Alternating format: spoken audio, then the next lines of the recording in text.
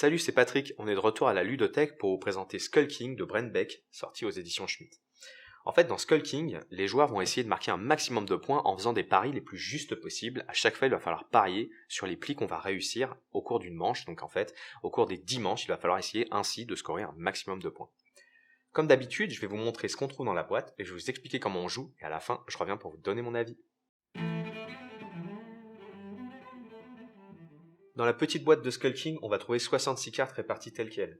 5 cartes Escape, 13 cartes jaunes, numérotées de 1 à 13. Il va y avoir la même chose pour les bleus, les rouges et les noirs. Il va y avoir 2 cartes sirènes, il va y avoir une carte Scary Mary, 6 cartes pirates et une carte Skull King, et aussi un bloc-notes, et vous verrez, il n'est pas inutile.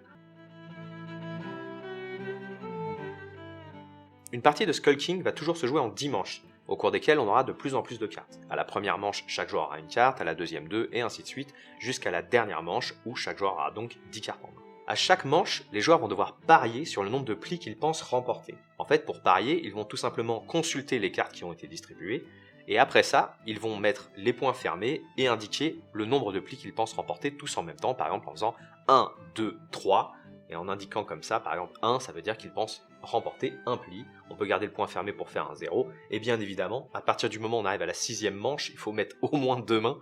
À moins d'avoir 6 doigts à la même main, c'est quand même rare. Donc il vaut mieux mettre 2 mains pour pouvoir monter jusqu'à 6 et ne pas donner trop d'informations en ne mettant qu'une seule main. Comme à chaque manche, c'est le joueur suivant qui va débuter en fait à jouer les cartes et donc à faire les plis, pour ne pas s'embrouiller au cours de la partie, nous ce qu'on vous recommande c'est d'utiliser le petit bloc-notes qui est là.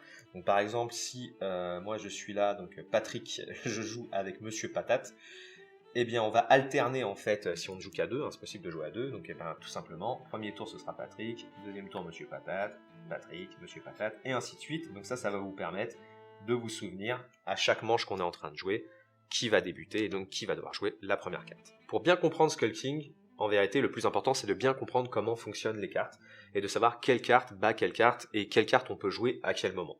À partir du moment où on comprend la logique des cartes, en fait, on comprend 90% du jeu, et c'est pour ça qu'on va s'attarder un peu sur les cartes avant de commencer le reste de l'explication. Skull King est un jeu de plis. Dans les jeux de plis, en fait, il y a une logique qui est que quand une couleur est servie, en fait, les joueurs doivent, si possible, suivre cette couleur. Par exemple au tarot, quand on commence à jouer du carreau, eh bien, il faut que les joueurs jouent du carreau et les autres cartes n'ont pas de valeur. Dans Skull King, on reprend un peu cette logique-là. C'est-à-dire qu'il y a deux types de cartes dans Skull King. Il y a les cartes, on va dire, normales, qui sont les cartes de couleur, et il y a les cartes spéciales. Il faut savoir déjà, il faut bien le garder en tête, que les cartes spéciales, elles, peuvent toujours être jouées. C'est un peu comme des sortes de jokers, on a toujours le droit de les jouer.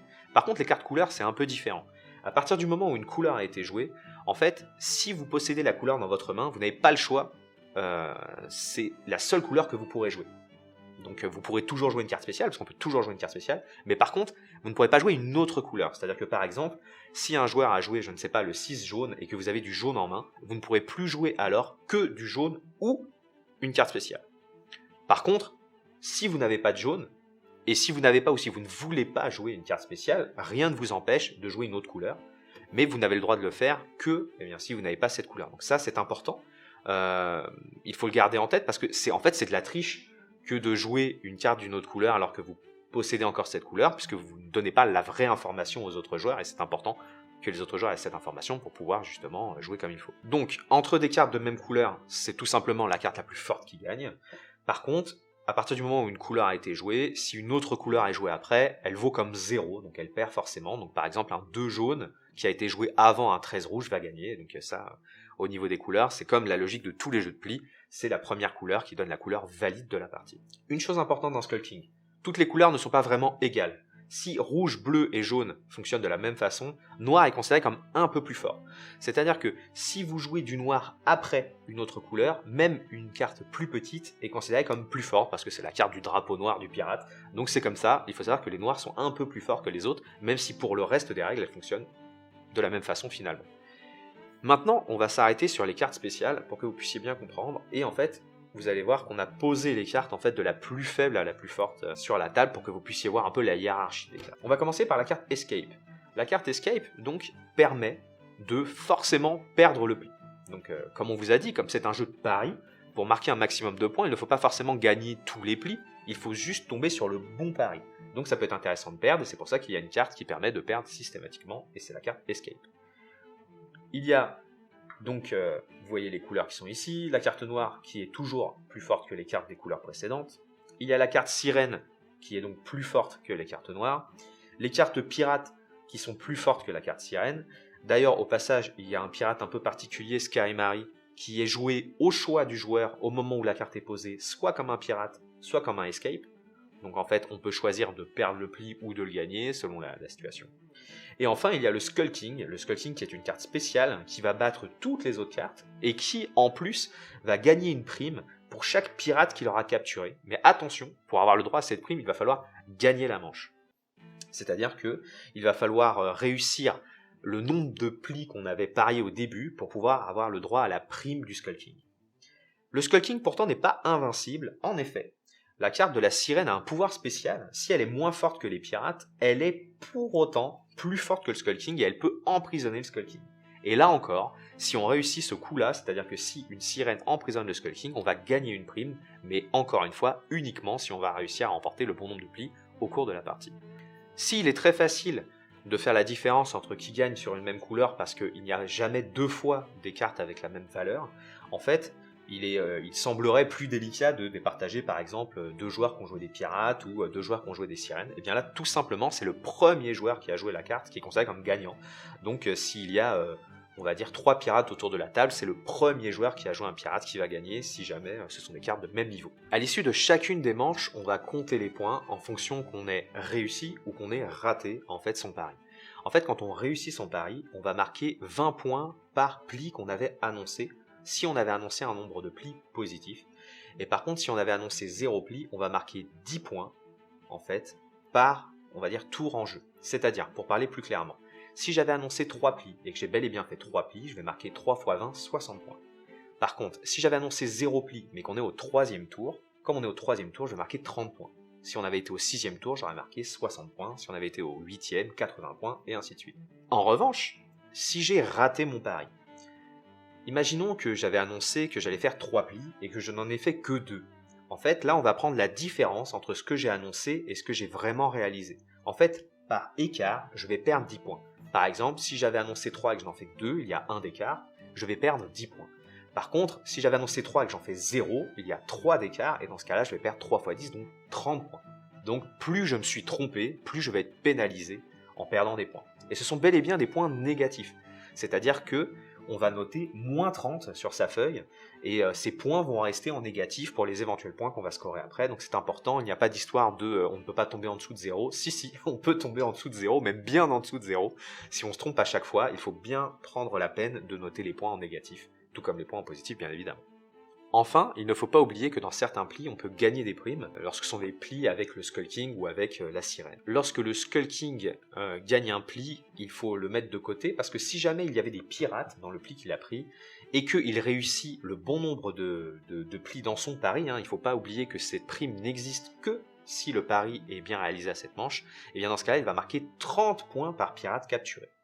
Donc par exemple, j'ai annoncé 3 plis à ce tour-là, j'ai réussi mes 3 plis, lors d'un des plis, mon Skull King a réussi à capturer un pirate, et bien j'aurai 30 points de prime à rajouter en plus des points que je dois marquer normalement. De la même façon, si un joueur a réussi à gagner un pli avec une sirène lors d'une manche où il a gagné le bon nombre de plis, et bien il va gagner une prime de 50. Là il n'y a pas d'histoire de nombre de cartes capturées, peu importe, du moment que la sirène a battu le Skull King, il y a une prime de 50 points.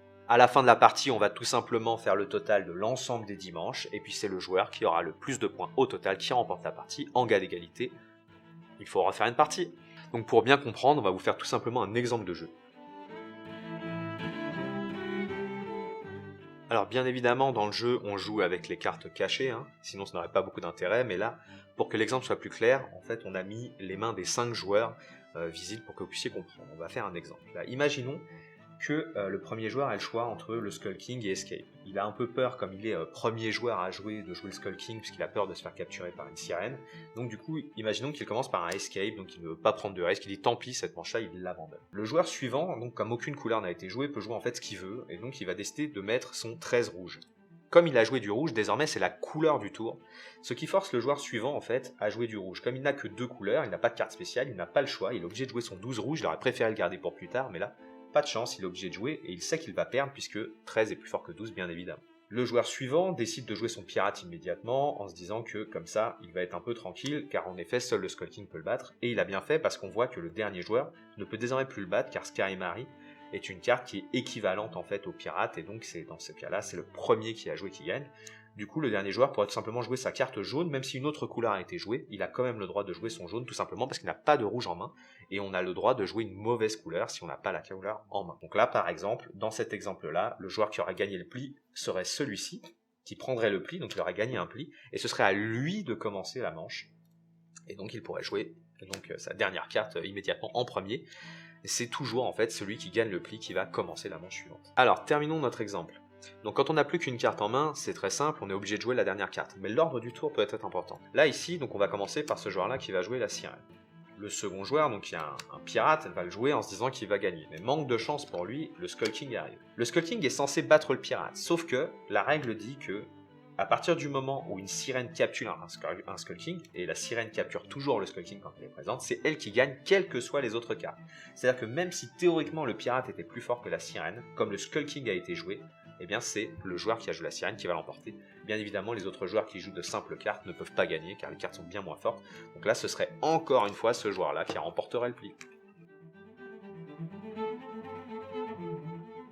Nous, à la ludothèque, on est vraiment tombé sous le charme de Skull King. Skull King, c'est typiquement le genre de jeu très moche que quand on le voit dans une boutique, on n'a pas du tout envie de l'acheter parce que la boîte paye pas de mine, ça ressemble un peu à rien et c'est assez obscur en fait ce qu'on doit faire dans le jeu.